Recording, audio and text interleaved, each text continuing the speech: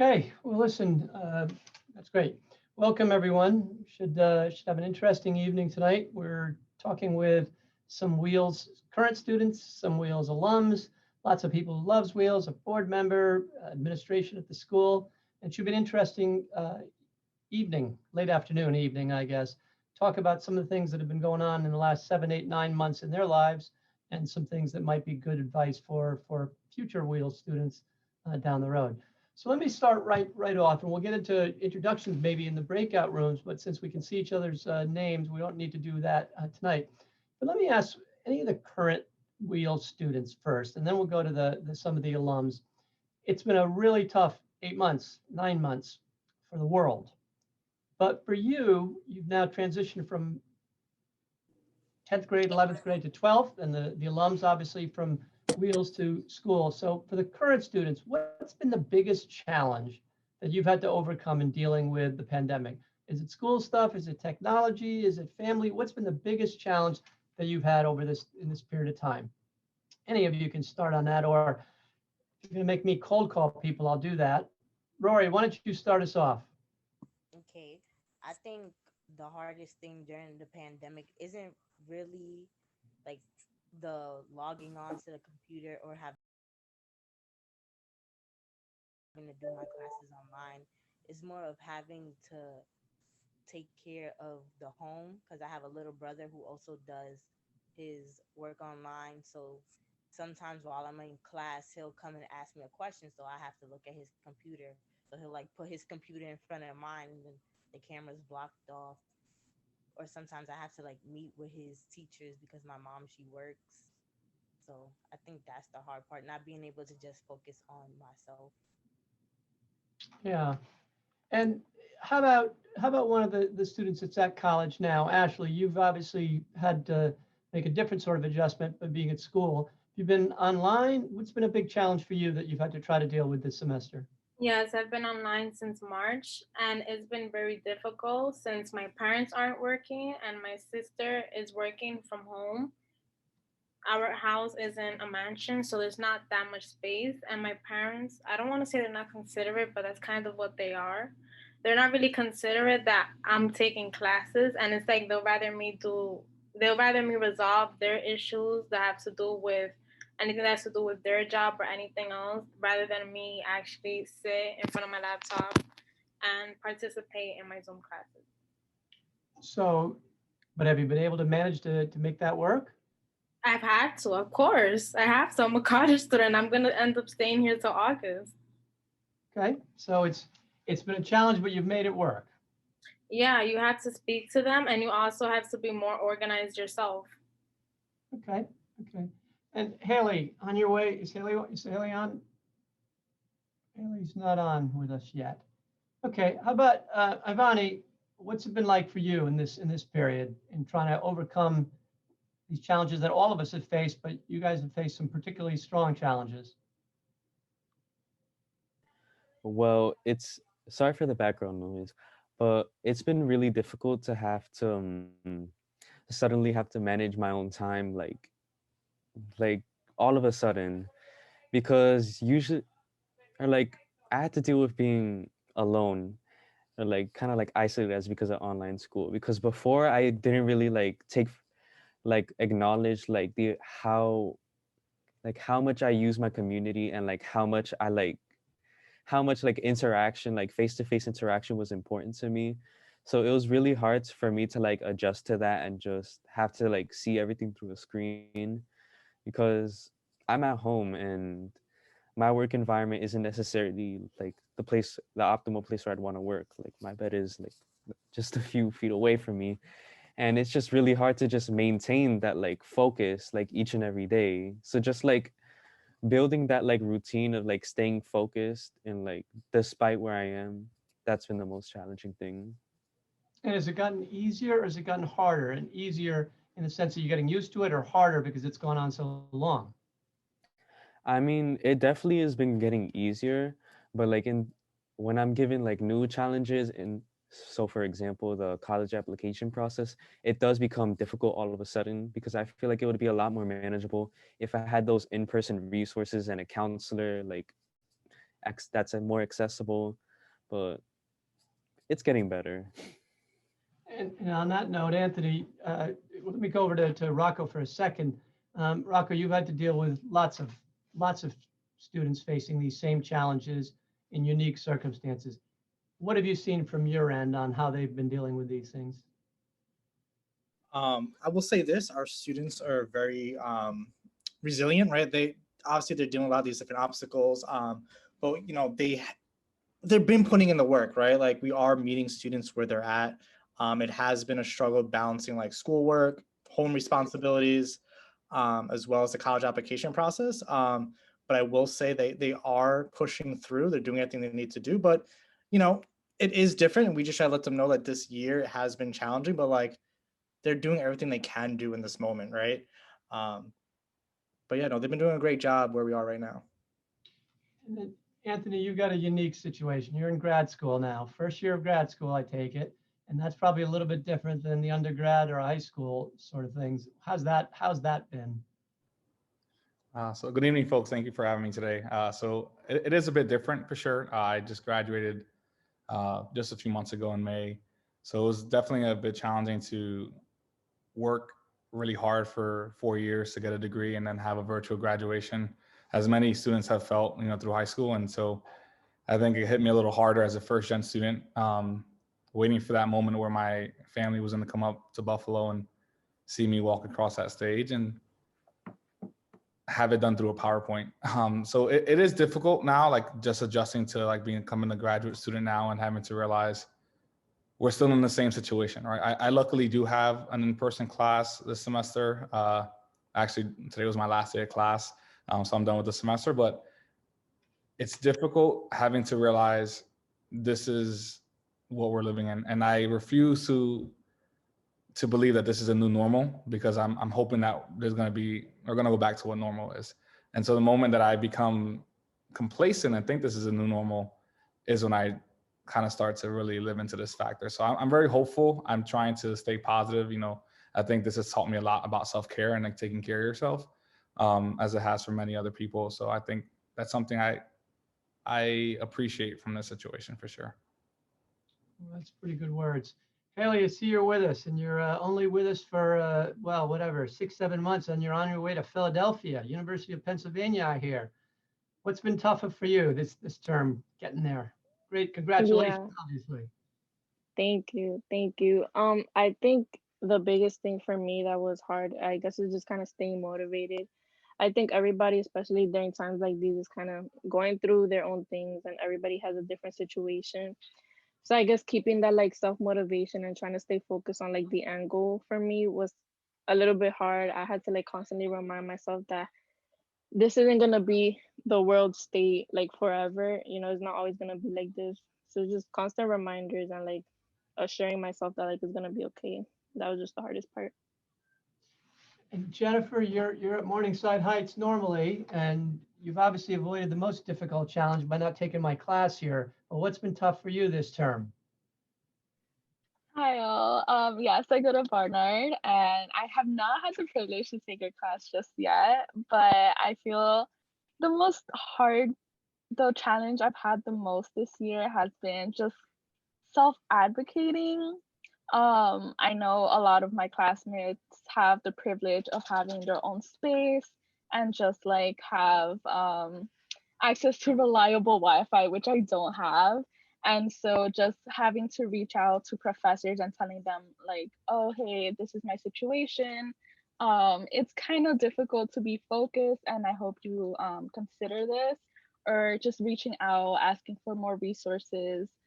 Just self-advocating has been very hard because it's something that I didn't think I would have to do this year specifically, but just being faced with new challenges, not having the resources I usually have, not having the library, it has all brought up all of this self-advocating that I'd have to do this year.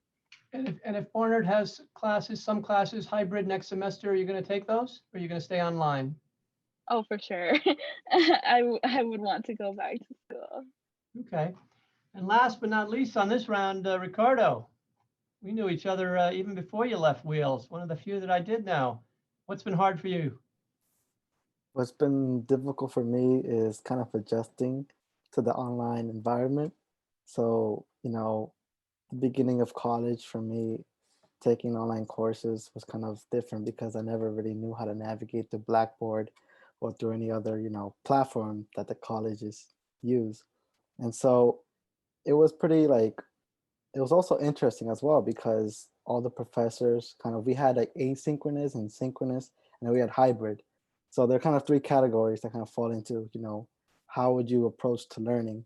And I mainly I wanted to choose hybrid because I liked the online courses where it's live, but then there were courses where it was just pure async. So basically the lessons would be pre-recorded.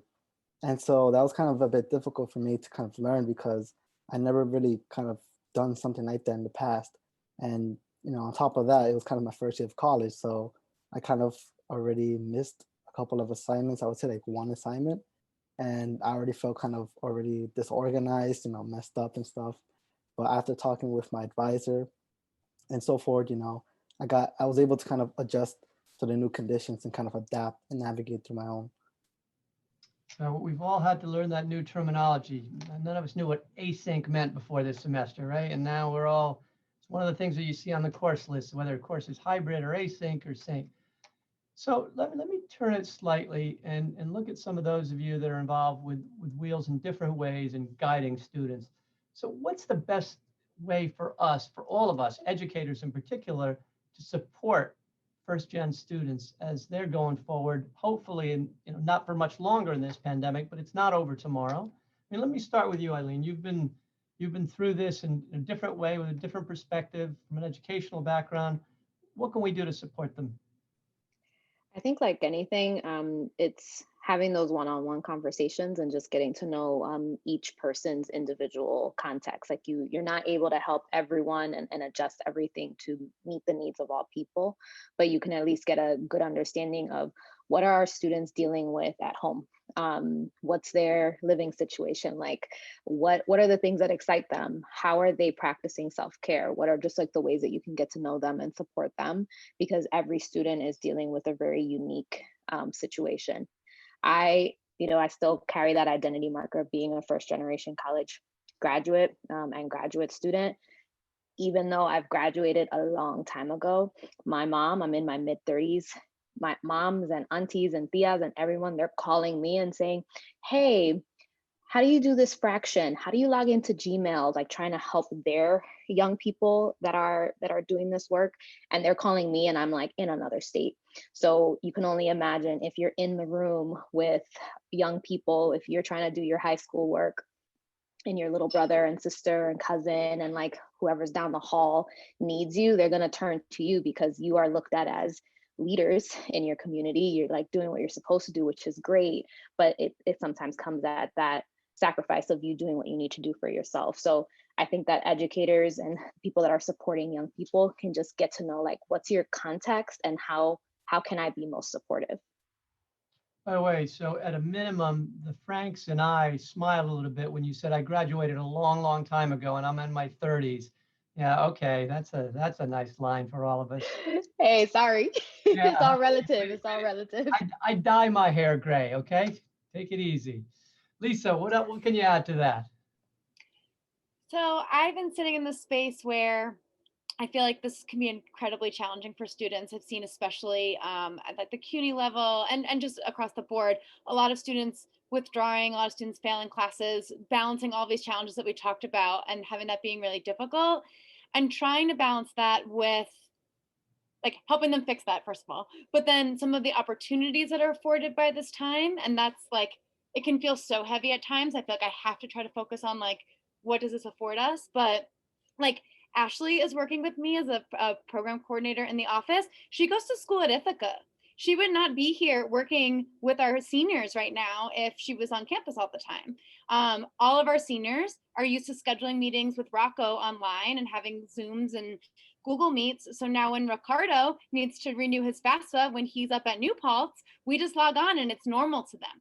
And he can share his screen and we did his FAFSA a couple weeks ago. So as difficult as this is, I think like everyone had to catch up to the technology, and that affords a greater opportunity for connection in ways that were not as simple before. So Anth mentioned, we hope we return back to a normal world, and I hope it's a normal world with an asterisk of, can we take these some benefits that have been here and I think that'll allow a greater chance for equity moving forward if we're able to preserve some of those things. Yeah, for sure. I mean, if I had to miss a class because I was traveling now, I don't mean in this pandemic, but 2 years from now, instead of canceling, it might well say, let's do this one online from where I was traveling. That's possible. Rocco, you've been having more discussions about the same or fewer discussions with the seniors this year in terms of anxiety, in terms of what's going on. If you had to do more online than you would in person? Definitely, yeah. Mental health has been more prevalent, right? With everything being remote and students dealing with these new obstacles than I used to. Pretty much all my meetings are online, right? Through Google Meet. I know they were happy for that short amount of time that we were back in the school where they can like see our faces in person, right? But even that was short because we weren't really allowed to have more than 1 or 2 students potentially in our office, right? So it's been a lot. And then for me at least, when I'm meeting with the students, I try to remind them like, yeah, we do have all this work to do, but like they come first. Like as people, as kids, like that comes first. And I always tell them that, as adults, sometimes we are struggling. We can't even imagine what our students are going through, right? So just letting them know that they need to focus on themselves, and then we'll figure the rest out together. I had a class yesterday with 16 students, one of whom was in Korea, literally with an IV in her arm, taking a class in a hospital in Taiwan. She wasn't in Korea, sorry, she was in Taiwan, but another student was in Korea.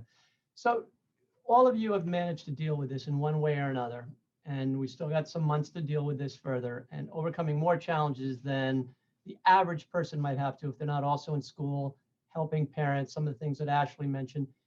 What's given you inspiration to do this, to fight on and get through it? What inspires you to be strong enough to get through this? I'm going to go with you, Ashley, first. I was hoping. Well, it's easier to go first, Ashley, because by the time we have 3 or 4, then at the end, if it's the same ones, you say, well, I don't know. That's why I picked you. You and I are simpatico here now. Okay. Honestly, even though it's difficult because of my parents, having them, like just thinking about them is what helps me to just like keep on going, because they always tell me life is hard, you have to sacrifice a lot of things.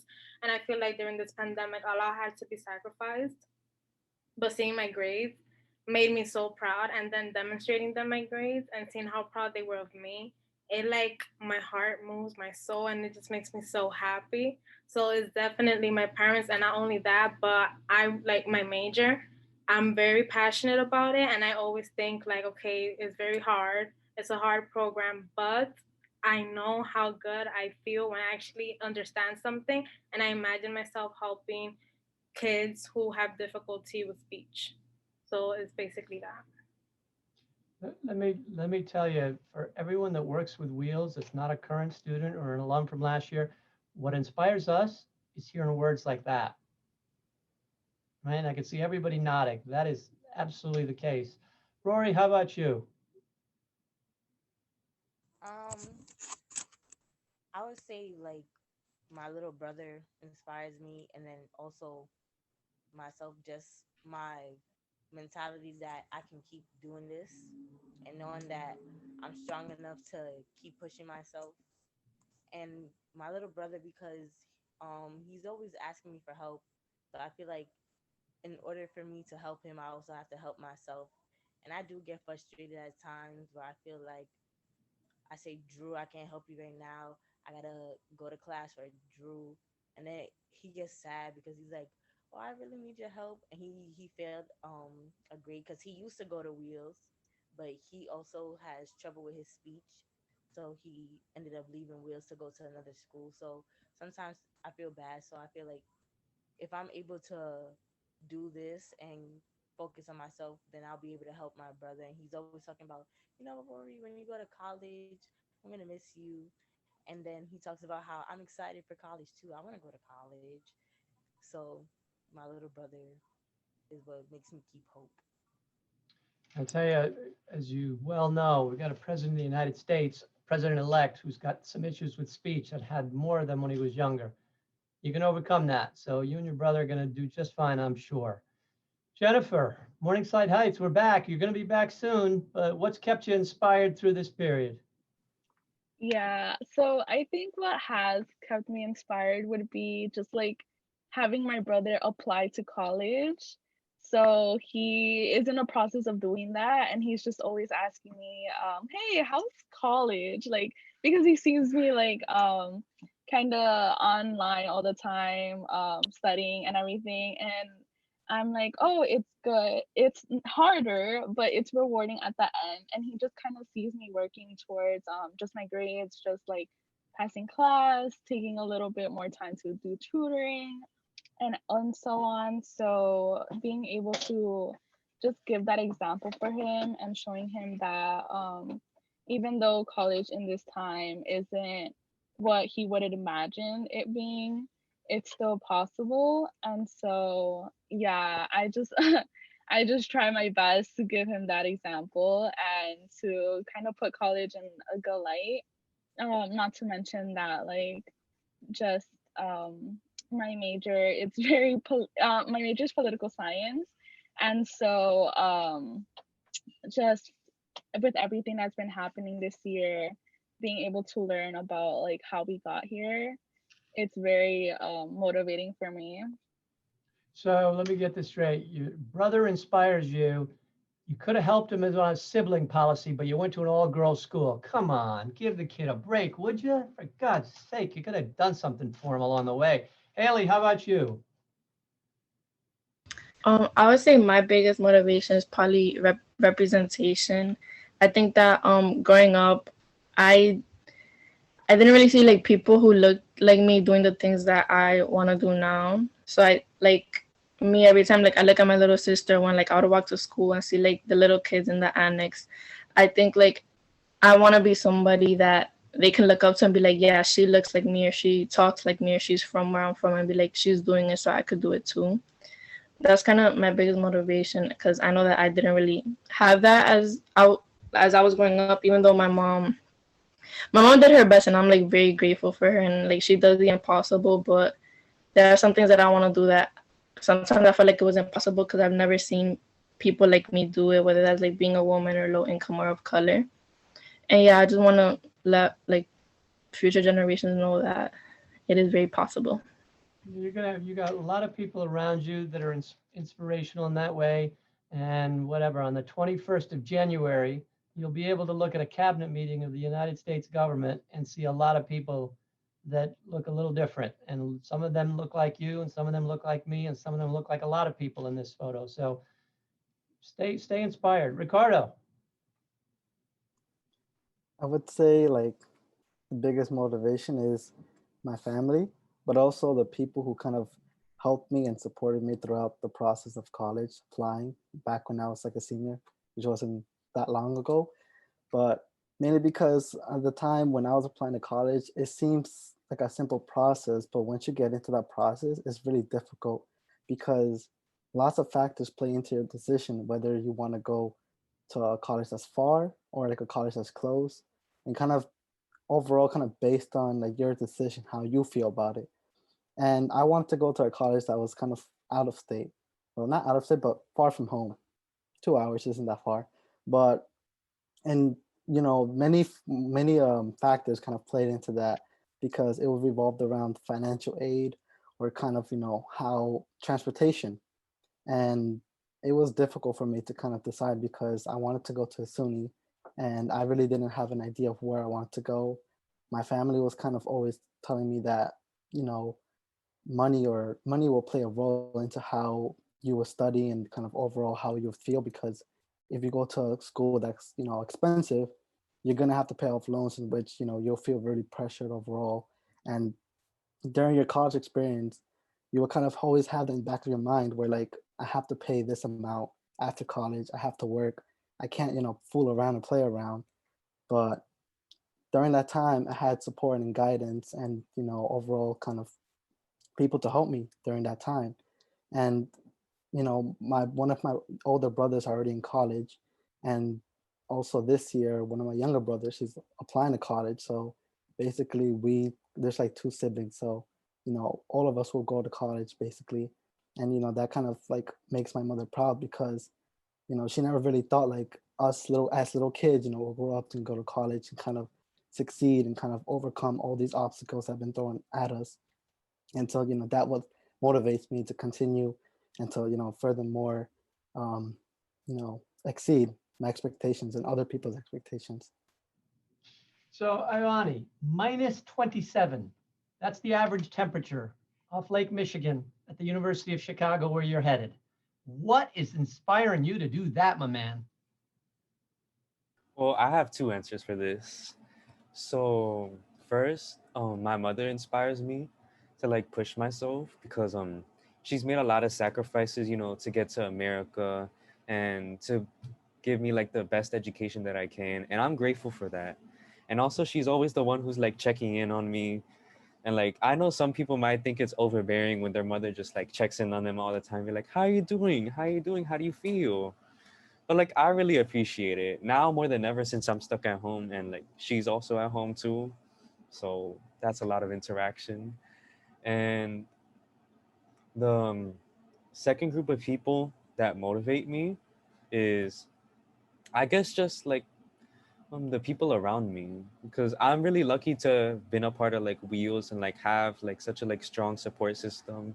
Because I have a lot of people around me who are always telling me, oh, consider this opportunity. Oh, have you heard of blah, blah, blah scholarship? And I've just felt like I received a lot of like support and opportunities from the people around me. And they're kind of like what motivate me to take those opportunities and like succeed. I'm reading the chat room as we're going. Mom is winning on the inspirational side for people that are in the chat room. Eileen, I'm going to let you close here. South Bronx to DC and Boston, Georgetown and Harvard. What inspired you to do that? And then come back and do what you're doing now?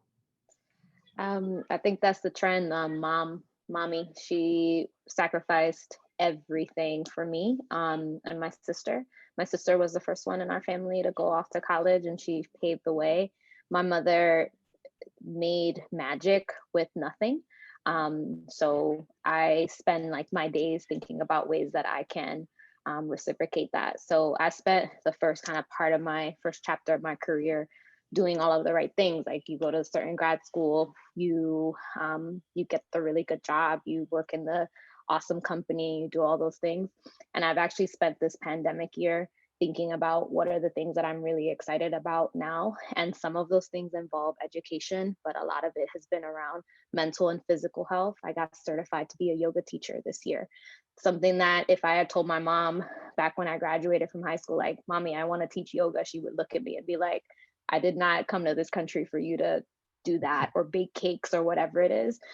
So I think it's been a lot of figuring out in the early times, like, what is it that I want for my family, and now figuring out what are the things that I want for myself. So I've been able to spend this year, because I've had the really strong foundation of really great schools and an awesome family and education. I have a really good foundation, and I'm able now to figure out the things that I want that maybe 15 or 20 years ago I would have never imagined.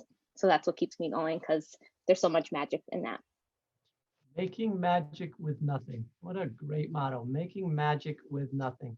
And all of you that are at Wheels and going on to college, and those of you already in college, won't have to make magic with nothing. You'll have an education, university education. So you're already off to a big head start. Let's make a little magic in some breakout rooms. We'll take about 30 minutes to go into some breakout rooms, continue the discussion there, and then come back and try to talk as a group at the end of that. So stay on, and we'll see you all back here in a bit.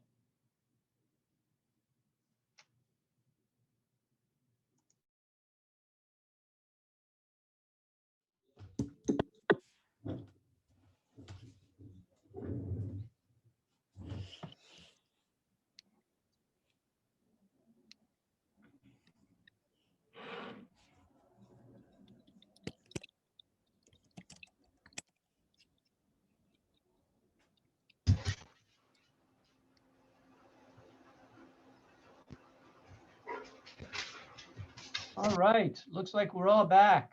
22. So welcome back. We had an interesting discussion. By the way, for the other two groups, just, Rocco and who else was leading the other group? Lisa. Yeah, just, we didn't actually call them this way because we don't have, we're in a pass-fail world. We're not assigning grades, but you guys were B and C groups. Ours was the A group, okay? Just want that identified. I'm not going to be cruel and tell you which one of you was a B and which one of you was a C, but we were definitely the A group. Just want everyone to understand that going in. All right. So what was the news in our room? In our room, we found out from Eileen that the University of Pennsylvania has disavowed the President of the United States as having been a graduate in good standing. So we got that covered. What else did we get? We had some advice for the president from our group. And the advice was to unify the country. And along with that, we talked about what they're going to be doing this summer, what our college students and correctly said, don't know. So it's a pretty unclear world on what they might be doing this summer. We definitely, in our group, Haley, who's just finishing at Wheels in May or June, is on her way to UPenn, has got, on our call, had three job offers, three job offers for post-grad work. She wants to be a lawyer. At a minimum, I believe she has an enforceable contract as a paralegal while she's in school. Karen, you can correct me if I'm wrong, but I'll put you on mute then if you do that. What else did we do? What am I missing, guys? Haley, what did I miss? I think you hit everything. We talked about new skills that we gained. Yeah, what new skills they got. And so we asked them what new skills they got, and they could not name Zoom. And I fully expected at that point Ricardo to tell me that he was now a much better FIFA player. He did not tell me that, which was excellent. So what did he say? He said his new skills were he's better on the phone when he's trying to date someone and comes up with nice words. Oh, no, that was me. Sorry, that was a skill. That was my wife. She picked up that skill. The skills we learned were self-advocacy, right? From Haley. Ricardo, remind us, what was your skill? Oh no, Haley was already perfect, so she didn't need any more skills. But Ricardo?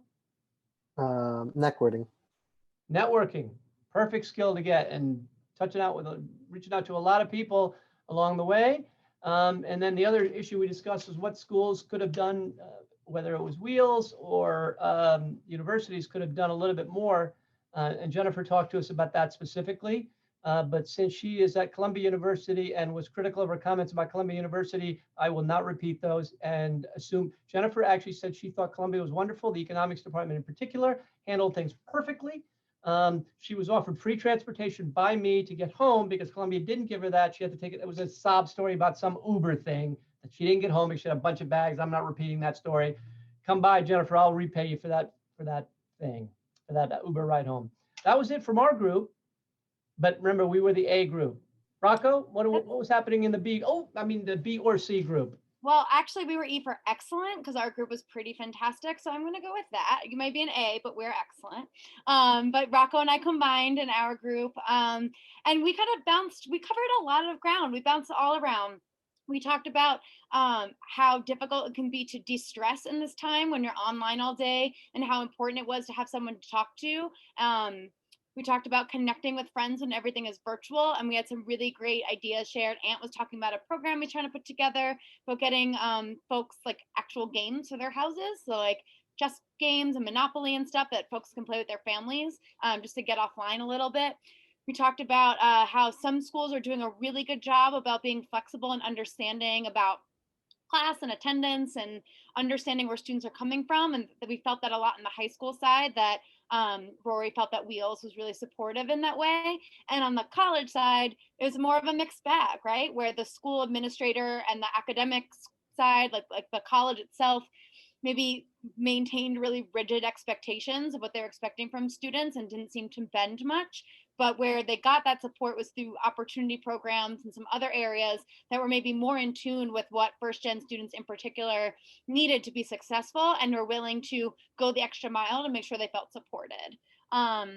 And we talked about skills that some of us learned, not being afraid to ask for help and normalizing that like this is hard for everybody right now, and asking for help and knowing that you didn't have to go through it alone, and that it's okay to ask for support was something that some of us are practicing and trying to do a little bit more of.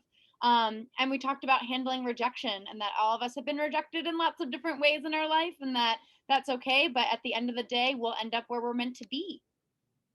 Did I cover anything, folks? Did I miss anything? Is there anything else we wanted to add? So think about that for the folks that were in my group. They had twice as many people, and all they could come up with for a comeback was that they were an E. They were an E. With a curve, they got up to an E. I don't know. That's a sad I'm case. too competitive for this, Sunil. I don't know. We're gonna end up on a Zoom fight. Yeah, that'll work. That works. It'll be a food fight, Zoom fight, whatever.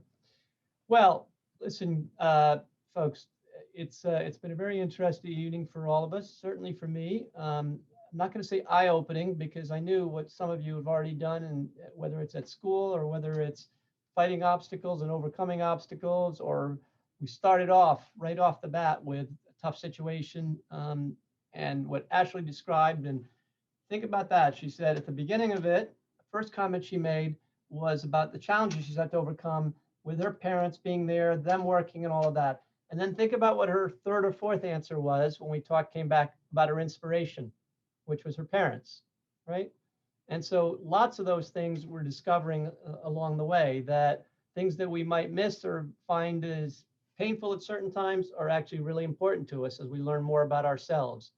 And within this group, you've got people who are still in the school, people who work at the school, helping you all as mentors, as advocates, people who have done this already, people who have gone to college and beyond, in Anthony's case from Wheels, a board member in Eileen who's gone well beyond this. And she reminded us she's still very, very young compared to at least a couple of us on the call. And so I go back to what I said earlier after asking all of you what inspired you. What inspires all of us is what you guys have all done to get to where you are. And what gives us great hope is as we look forward to what you're going to do in the future. And some of us are a little bit older, in some cases a lot older, but we've got great hope. And we touched on that in the discussion we had in the A room about the vice president becoming president now, and Kamala Harris become the new vice president. Things are going to look different. We're going to get past this pandemic. There's no doubt. And we may not all have vaccines by March, if you're willing to take them or you want to take them. But things are going to get back to normal, whatever that is. And it may not be the old normal, but I'm very, very optimistic that it'll be a better normal, better than where we were, because we'll have appreciation for things that we've seen in this period coming together. And whether I can teach a class from halfway around the world on Zoom, or just appreciate more that my son, who just finished college last semester, is still at home, and I'm not anxious to have him leave, all of those things. So we discovered a lot of things about ourselves, and you all have done that pretty clearly with introspection, and along with the opportunities you're getting and you're going to have, and you've created for yourselves with help from some friends along the way, whether it's advocates, donors, board members, teachers, guidance counselors, parents, sisters, brothers. There's now some expectations, the expectations to use those advantages that you've gotten for yourselves to do well, to pay back, to pay forward, whichever way you want to look at it. And I, for one, have no doubt that you're going to do a lot of that. So stay safe. Have a very peaceful holiday. Happy Hanukkah. And then I will, as always, as I mentioned earlier, Molly is the center of this universe, so she gets the closing word here. Oh my gosh, so undeserved, Sunil. I can never upstage you. You're pretty fun and fantastic. Thank you so much. Thank you everyone for being here. Happy Hanukkah, students and alum. We love you. We love all of you. Thank you, community. Have a great night. Thank you.